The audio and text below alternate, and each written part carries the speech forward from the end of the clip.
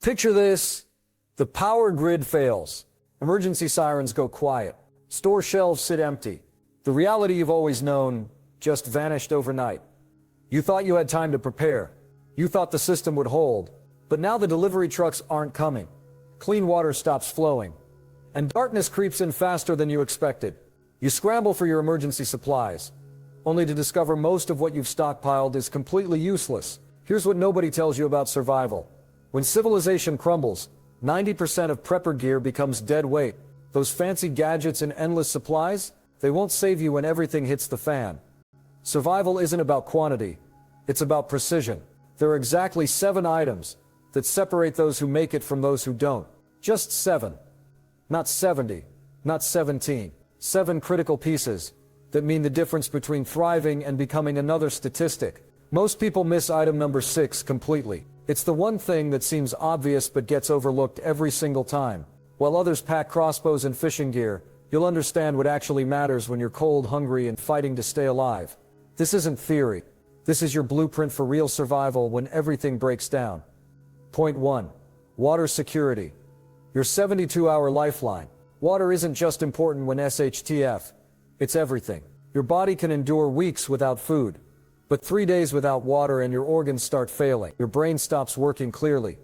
Your muscles weaken, and your ability to make life-saving decisions crumbles. Most people live with a dangerous assumption.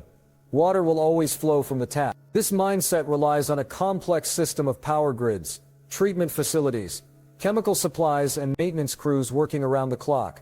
Remove any single component, and clean water disappears. Remove multiple components, and the water becomes contaminated or stops entirely. Filtration systems that actually work. Your water strategy needs 3 components: filtration, storage, and collection. Start with a proven portable filter, not the cheap knockoffs that fail when you need them most. The Sawyer Mini, LifeStraw, or Catadine filters have track records in real emergencies. These compact units can process thousands of gallons and fit in your pocket, but filtration alone won't save you. You need redundancy. Pack purification tablets as backup. Iodine or chlorine-based options that work when your filter clogs or breaks. Learn the exact dosages now, not when you're desperate. Memorize that 1 drop of unscented bleach per liter of clear water or 8 drops for cloudy water. Smart storage solution. Home storage means thinking big. 55-gallon drums, stackable water bricks, or food-grade containers give you time when the taps go dry. Calculate 1 gallon per person daily for drinking, basic hygiene, and minimal cooking. Double that in hot climates or for families with children. For mobile situations, collapsible water containers and hydration bladders provide capacity without taking up precious space. These aren't luxury items. They're the difference between staying hydrated and rationing drops. Collection methods that keep working. Stored water runs out. That's why you need renewable collection methods. Rainwater harvesting can be as simple as a tarp stretched between trees, or as sophisticated as a gutter system feeding barrels. Even a heavy-duty garbage bag can become an emergency collector. The key is capturing, then purifying. Every drop you collect must be treated. Boiling remains the gold standard. A metal cup and small fire can sterilize almost any water source. But fire isn't always possible, which is why chemical purification gives you options when stealth or conditions prevent open flame. Point 2. Fire mastery. Heat, light, and life. Fire isn't just useful when everything collapses. It's essential for survival. Without it, you lose heat, cooking ability, water purification, light, and morale. In cold conditions, losing body heat kills faster than dehydration. Wet clothing increases heat loss by 25 times normal rates, and hypothermia begins at temperatures well above freezing. Ignition redundancy. Never rely on a single fire starting method. Cheap lighters fail when wet or cold. Build a 3-layer ignition system: primary, backup, and emergency. Your primary might be a quality lighter or ferro rod. Your backup could be waterproof matches or a magnesium block. Your emergency might be friction methods like bow drill or flint and steel. Store these in different locations: 1 on your person, 1 in your pack, 1 in your vehicle or bag. Separation prevents single-point failure when you lose gear or get separated from supplies. Fuel that actually burns. Knowing how to make spark means nothing without combustible materials. Cotton balls soaked in petroleum jelly burn hot and long, even when damp. Fatwood, pine resin, or alcohol-soaked materials catch quickly and burn clean. Dryer lint stored in waterproof containers provides excellent tinder. Create fuel bundles ahead of time. Wrap them in aluminum foil or store in small waterproof containers. When your hands are shaking from cold and adrenaline, you won't have patience for gathering materials. Heat generation systems. Fire serves multiple purposes beyond basic warmth. Small portable stoves, alcohol, wood burning, or canister types provide concentrated heat for cooking and warming spaces. Combined with thermal blankets or emergency bivvies, they can create livable microclimates even in harsh conditions. Learn to build reflector walls that direct heat where you need it. A simple windscreen or rock wall behind your fire doubles its warming effect. Master heat retention techniques like heating rocks for long-term warmth or creating coals for extended burning. Psychological benefit. Don't underestimate fire's mental impact. In high-stress situations where everything feels out of control, fire provides focus and normalcy. It's a primal comfort that reduces anxiety and helps clear thinking. The ability to create light, warmth, and cooked food maintains morale when everything else is falling apart. Practice fire building in adverse conditions. When you're tired, cold, or dealing with wet materials. Muscle memory developed during easy times carries over when conditions are desperate. Point 3. Cutting tools. Your problem-solving arsenal. Forget Hollywood survival knives and tactical fantasies. Real survival cutting tools are about utility, reliability, and constant availability. The blade that saves your life isn't the biggest or most expensive. It's the one you have when you need it. The 3-tier system. Build your cutting capability around 3 distinct tools, each serving different purposes. First, an everyday carry folding knife stays on your person always. Choose something with a locking mechanism, one-handed opening, and quality steel. This handles daily cutting tasks, rope, packaging, food prep, tinder processing. Second, a fixed blade survival knife lives in your pack or on your belt. 4 to 6 inches of full tang construction provides the strength for heavy tasks like wood processing, game preparation, or emergency prying. This isn't a weapon, it's a tool that must perform when your life depends on it. Third, a quality multi-tool combines cutting edges with mechanical capability. Pliers, screwdrivers, saws, and scissors handle repair tasks, gear maintenance, and urban survival scenarios where mechanical problems matter more than wilderness skills. Maintenance and sharpening. A dull blade becomes dangerous and useless. Learn field sharpening techniques using pocket stones, ceramic rods, or even improvised materials. Practice maintaining your edge in less than ideal conditions, because gear maintenance often happens when you're tired, stressed, or working by firelight. Understand different blade steels and their maintenance requirements. Stainless steel resists corrosion, but can be harder to sharpen in the field. High carbon steel holds an edge well, but requires more care to prevent rust. Practical application skill. Own quality tools means nothing without the skills to use them safely and effectively. Practice one-handed operation of your folding knife. Real emergencies often leave one hand occupied or injured. Learn proper cutting techniques that direct force away from your body. Master basic cutting tasks that matter in survival situations. Processing kindling for fire, cutting cordage for shelter, preparing food, creating notches for construction, and making emergency repairs. These aren't glamorous skills, but they're the ones that actually keep you alive. Beyond basic cutting. Advanced blade users understand that cutting tools serve functions beyond just separating materials. They become improvised screwdrivers, prying tools, small hammers, measuring devices, and even signaling tools when reflected sunlight is needed. Learn to improvise sheaths and protect your blades during transport. A damaged blade point or dulled edge reduces your tool's effectiveness when you can't afford equipment failure. Simple leather wraps or even cardboard sheaths prevent damage during movement or storage. The right cutting tools, maintained properly and used skillfully, multiply your problem-solving capability exponentially. They're not weapons or fantasy gear. They're the practical foundation that makes almost every other survival task possible. Point 4. Medical preparedness. Your lifeline when help won't come. When disaster hits and society breaks down, the medical safety net you rely on disappears. Emergency rooms become inaccessible, ambulances stop responding, and pharmacies are emptied in hours. Suddenly, a minor injury can become life-threatening. This makes medical preparedness essential, but many approach it wrong. They stockpile oversized first aid kits, full of items they don't know how to use, thinking quantity equals readiness. Effective survival medicine, however, focuses on 3 key priorities: controlling bleeding, preventing infection, and managing pain. Bleeding control, your first priority. Severe bleeding is the fastest killer in a trauma situation. You only have minutes to stop major blood loss, which is why a quality tourniquet is your most important medical tool. Avoid cheap knockoffs and invest in proven devices like the Combat Application Tourniquet, CAT, or a soft tactical tourniquet.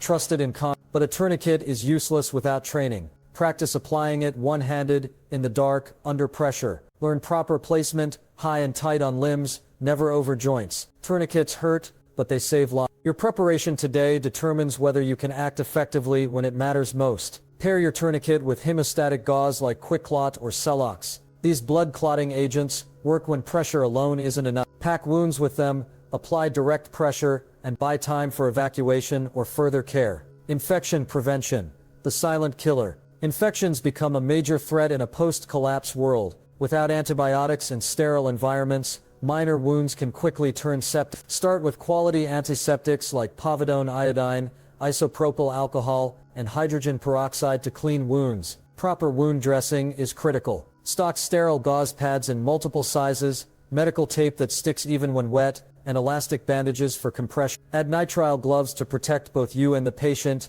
minimizing cross-contamination. Learn how to clean wounds effectively. Rinse with clean water or saline, remove debris, apply antiseptic, and dress with sterile material. Change dressings regularly and watch for warning signs of infection, redness, swelling, warmth, or pus formation. Pain and symptom management. In survival situations, pain isn't just uncomfortable, it's disabling. Severe pain hinders sleep, clouds judgment, and makes tasks impossible. Stock over-the-counter medications like ibuprofen for inflammation, acetaminophen for pain and fever, and aspirin for circulation issues. Include essentials for common problems, antacids for stomach issues, antidiarrheal medication to prevent dehydration, and antihistamines for allergy. A basic thermometer helps monitor fevers. Don't forget dental emergencies. Stock temporary filling material, oil of cloves for tooth pain, and dental picks to manage problems that could otherwise become unbearable or life-threatening. Training and knowledge. All the gear in the world is useless without knowledge.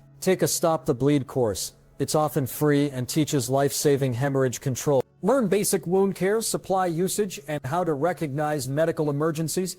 Create laminated reference cards with critical info like medication dosages, wound care steps, and emergency procedures. When stress is high and adrenaline is pumping, these guides can prevent costly mistakes. Point 5. Tactical lighting. Vision in the darkness. When the power grid fails, darkness goes from a mild inconvenience to a serious survival threat. It's not just about seeing where you're going, it's about safety, security, and maintaining psychological stability when the world around you is dark. Most people underestimate their dependency on artificial light until it's gone. In total darkness, simple tasks become dangerous. Navigation is risky, and security is compromised. Without reliable lighting, essential survival functions become far more difficult. Primary light selection. Your main tactical light must be durable and reliable. Look for military-grade tools, not consumer flashlights that fail when you need them most. Choose lights with 100,000 lumens, multiple brightness modes, waterproofing, and impact resistance. Brands like Surefire, Streamlight, and Phoenix create lights built for extreme conditions. Multiple brightness settings are crucial. Use full power for area lighting, medium for general tasks, and low for close work to preserve night vision and battery life. Many quality lights also include strobe modes for disorienting threats or emergency signaling. Power management strategy. In grid-down situations, charging becomes a challenge. Invest in rechargeable lights paired with solar panels or hand-crank chargers for sustainable power. Build redundancy into your setup. Combine rechargeable lights with backup disposable batteries to avoid being stranded in the dark. Store quality batteries in various sizes, but rely on rechargeable systems to minimize long-term issues. Choose lights with versatile charging options. USB ports,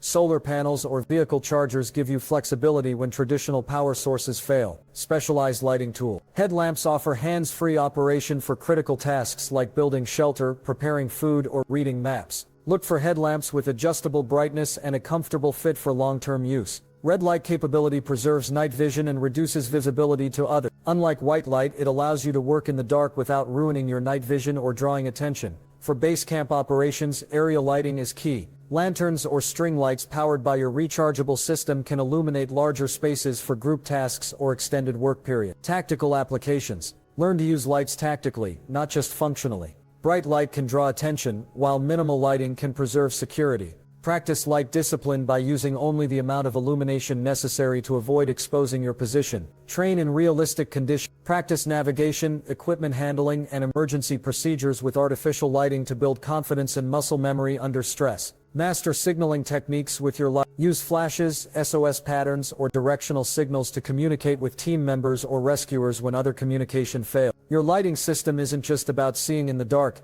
it's about staying operational, ensuring safety, and maintaining the psychological stability needed to function when everything else falls apart.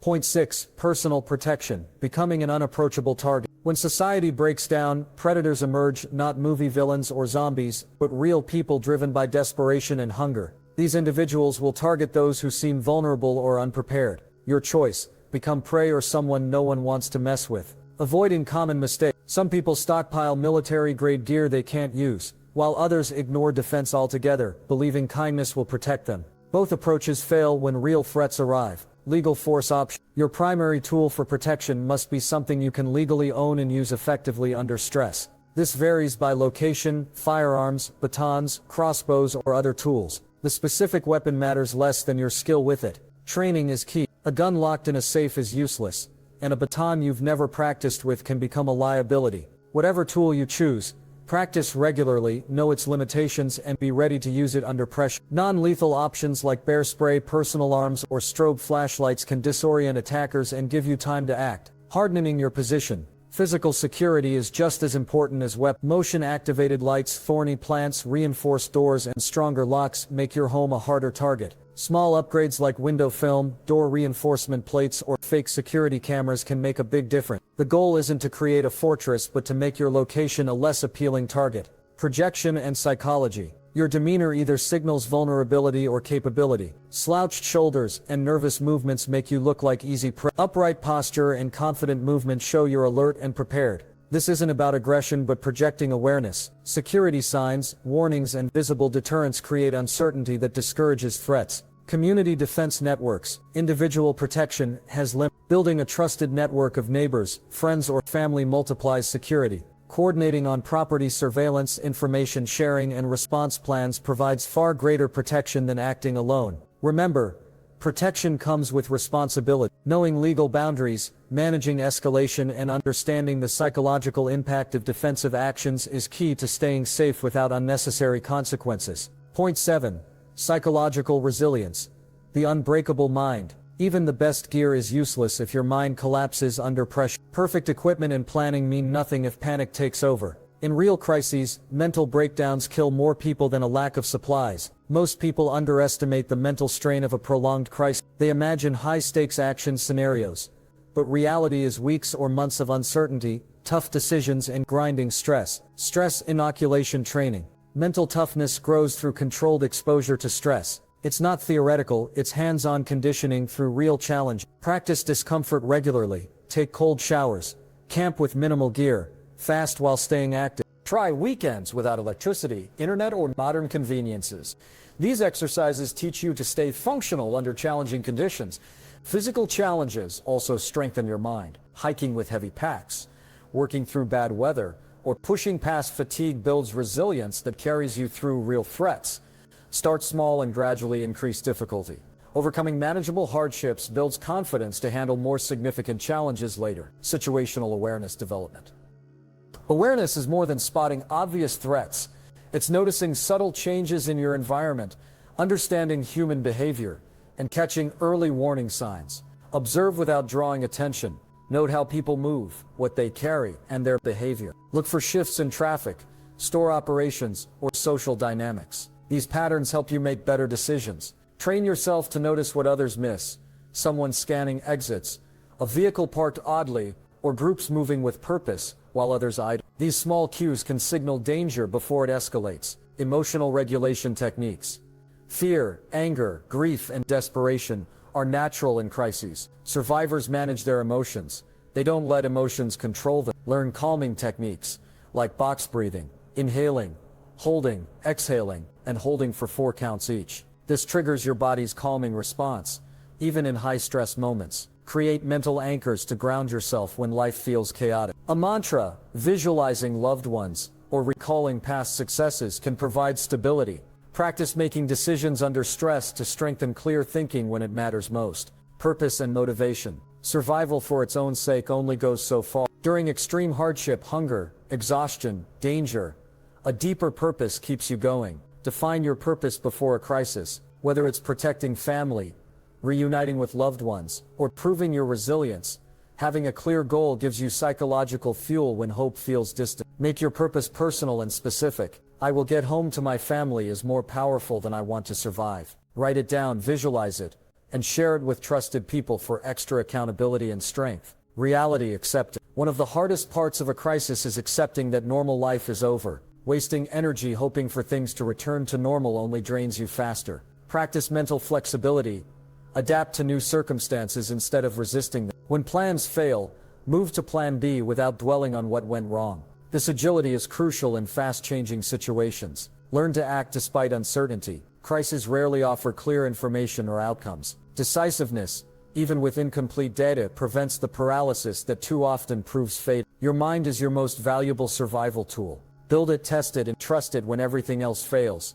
There you have it, the 7 items that separate survivors from statistics when everything falls apart. Not 70 items, not 17, just 7 critical pieces that address your most fundamental survival needs when civilization crumbles around you. Water security keeps you alive past the 3-day mark. Fire and heat generation prevent hypothermia and enable essential tasks. Quality cutting tools solve problems and create solutions. Medical basics stop small injuries from becoming fatal infections. Tactical lighting maintains functionality and safety in darkness. Personal protection keeps predators at bay. Psychological resilience holds everything together when the world tries to break your spirit. But here's the uncomfortable truth most people don't want to hear. Knowing about these items isn't enough. Having them isn't enough. You need to train with them, understand them, and integrate them into your life before crisis strikes. The time to learn how to use a tourniquet isn't when someone's bleeding out in front of you. The time to master fire starting isn't when you're hypothermic and shake. Every day you delay preparation is a day closer to being caught unprepared. While others are stockpiling novelty gadgets and fantasy gear, you now know what actually matters. While they're paralyzed by endless gear lists and YouTube recommendations, you can focus on the essentials that save lives. The grid will fail. Supply chains will break. Help won't always come. But with these 7 items properly chosen, properly trained with, and properly maintained, you'll have what it takes to survive when others don't. Start today. Pick one item from this list and master it completely, then move to the next. Because when that moment comes, and it will come, there are no second chances, no do-overs, and no time to wish you'd prepared better. Your survival isn't guaranteed, but it's achievable. The question isn't whether crisis will come. The question is, will you be ready when it does? The choice is yours. Choose wisely. Your life depends on it.